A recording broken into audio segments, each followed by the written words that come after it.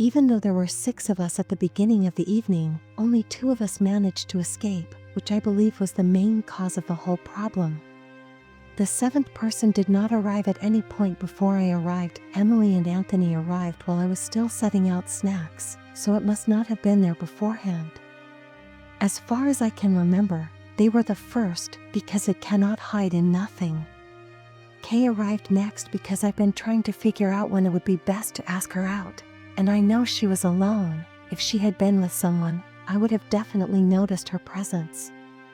Anthony shouted out, "It's about time you two made it." As soon as Lucas and Ava arrived at the establishment, he named 2 of them. What I remember is that there were 5 people who arrived, and of course I was there the whole time. It's possible that the door was opened at a predetermined time. Now that everything is over, it might not make a difference, but I have the impression that it does. My understanding of what took place is essential.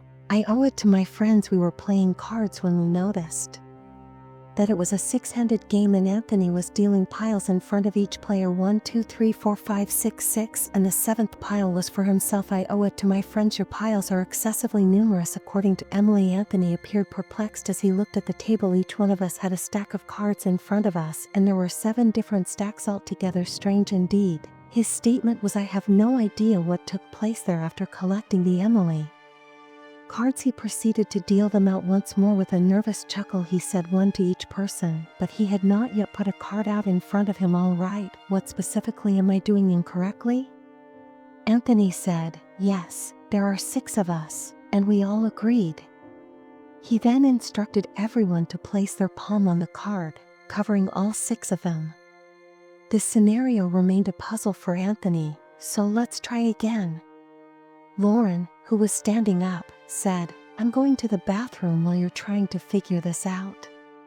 The woman left the room, and Anthony gave himself the 1st, 2nd, 3rd, and 4th cards.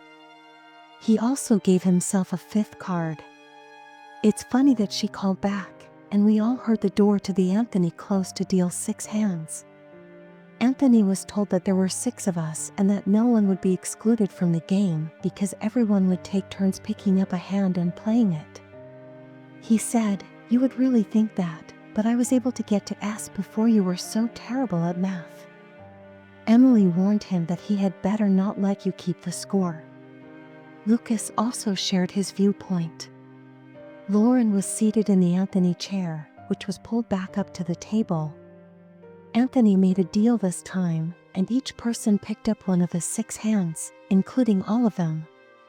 Despite the difficult start, the game turned out to be a success because Lucas won, so we decided to discipline him by sending him to the kitchen to acquire more drinks. Anthony showed his amazement by shaking his head. When the wine was brought to the table, I was busy pouring a new glass of wine for each guest, but I noticed that Lauren's glass appeared to have not been touched since earlier. "How are you doing, Lauren?" I asked.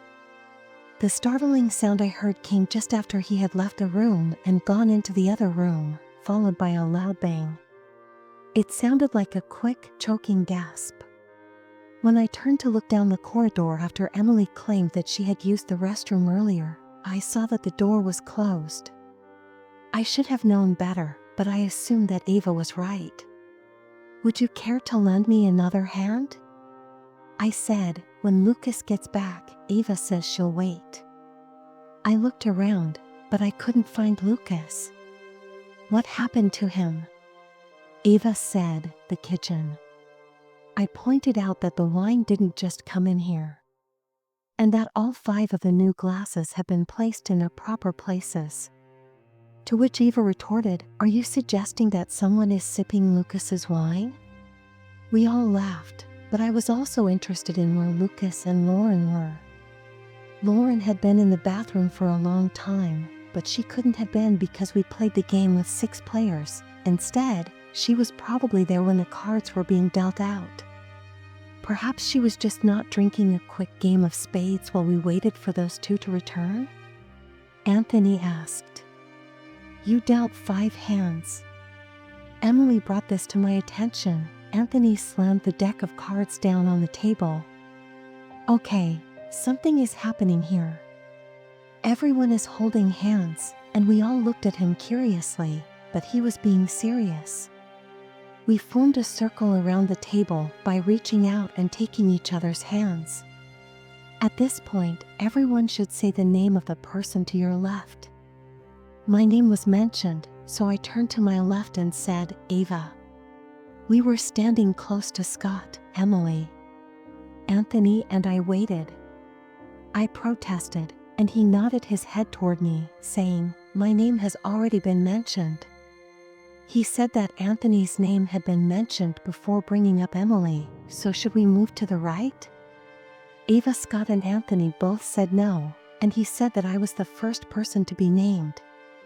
We exchanged glances, and when his hand was in mine, I could feel that I could observe him examining the table beside me. Anthony asked why we should take a picture of the extra glass of wine that was waiting for us in the center. Ava recommended setting her cell phone on the table so that we could all see each other simultaneously. We all took a step back, put our arms around each other, and grinned when the picture was taken. We then regrouped around the table to look at it. Ava pointed to the four of us and said, It's you, me, you, and you.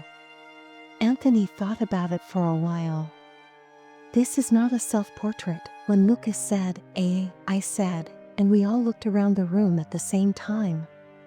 Since none of them were there, it's likely that he is still in the kitchen. AA said, I'll go check it out. I think we ought to all go together. D'Anthony suggested that we all go into the kitchen, but it was completely empty.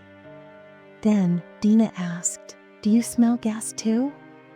When I turned to look at the stove, I saw that two of the knobs that turned the burners had come loose. It looked like someone had pushed them out of the way to avoid being seen.